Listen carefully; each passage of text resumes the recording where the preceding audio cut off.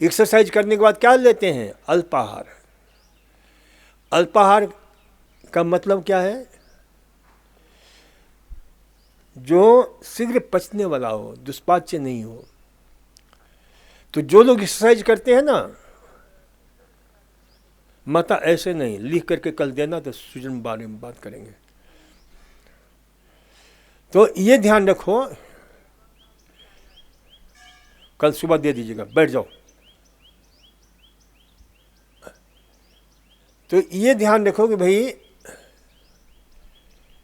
आपके जो ना अल्पाहार में सबसे बढ़िया होता है, जो लोग एक्सरसाइज करते हैं, श्रम करते हैं, जो बेश्रम नहीं है, यानी बेश्रम उसको बोलते हैं जो श्रम नहीं करता है, बेशर्म नहीं कहता हूं मैं, वे लोग फल और दूध खाने के अधिकारी हैं। सबसे बढ़िया नाश्ता होता है फल और दूध,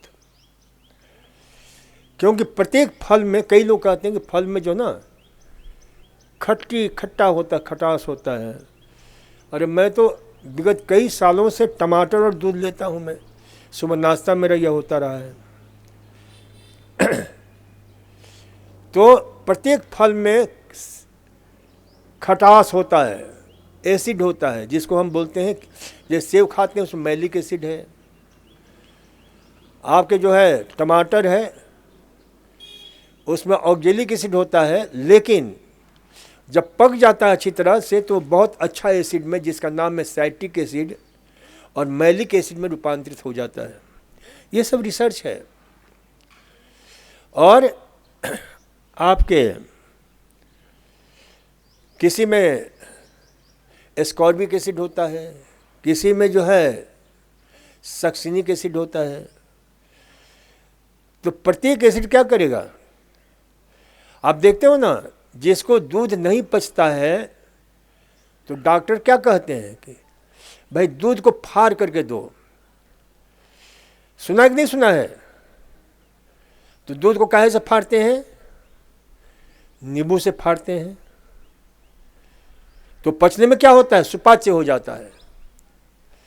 तो दूध के साथ मान लो कोई फल लेते हो तो वह पचने में क्या हो जाएगा? सुपाच्य हो जाएगा। तो इसलिए जो है ना, इसे ध्यान रखो, फल और दूध बहुत अच्छा नाश्ता है। मन है कि कभी मानता नहीं है, तो उसके लिए भी हमने कहा कि भाई बहुत सारी चीज़ें बनाकर खाओ।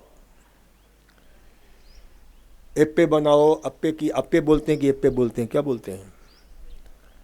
कौन कौन अप्पे खाता है? जरा हाथ उठाना। बहुत अच्छा है, लेकिन उसमें तेल उल ज़्यादा मत डाला करो। फर्मेंटेशन के द्वारा, जो भी फर्मेंटेशन के द्वारा आहार होता है ना, वो काफ़ी उपयोगी होता है। इसलिए हमने कई चीज़ें बनाने का हमने बताया क्या मैंने? हैं? नहीं बताया है? कौन कौन चाहते हैं कि मैं सुनूं और प्रयोग करूं? तो मैं बताऊंगा। तो ऐसा करो कि अंकुरित धान्य जैसे मूंग है, मोठ है, मसूर है, जो भी है, चना है, मूंगफली है, इन सब को क्या करो कि अंकुरित करने, छोटे छोटे अंकुरन, बड़ा अंकुरन नहीं है। बड़ा करने से थोड़ा सा उसमें करवाहट आ जाती है। और इसको लेकर के अच्छी तरह से मिक्सी में खूब बारीक पीस लो, और पीस करके उसमें दही मिला दो और 2-3 घंटे छोड़ दो, तो फर्मेंटेशन हो जाएगा उसका और अच्छा। और उससे आप इडली बनाओ, उससे आप ढोकला बनाओ, उससे आप खमन बनाओ, उससे आप जो है बहुत सारी चीज़ें बन जाती है। एप्पे बनाओ, जो भी बनाना हो बनाओ। और कभी उसमें जो है ना रंग बिरंगे बना सकते हो। कभी उसमें चुकंदर का रस मिला दो, लाल हो जाएगा। कभी पालक रस मिला दो, हरा हो जाएगा। कभी उसमें जो है गाजर रस मिला दो, पीला हो जाएगा। तो उससे उसकी न्यूट्रिटिव वैल्यू बढ़ जाती है। तो इस प्रकार से भांति भांति के जो है ना आहार, जो पोषक भी होगा, निष्कासक भी होगा और शोधक भी होगा।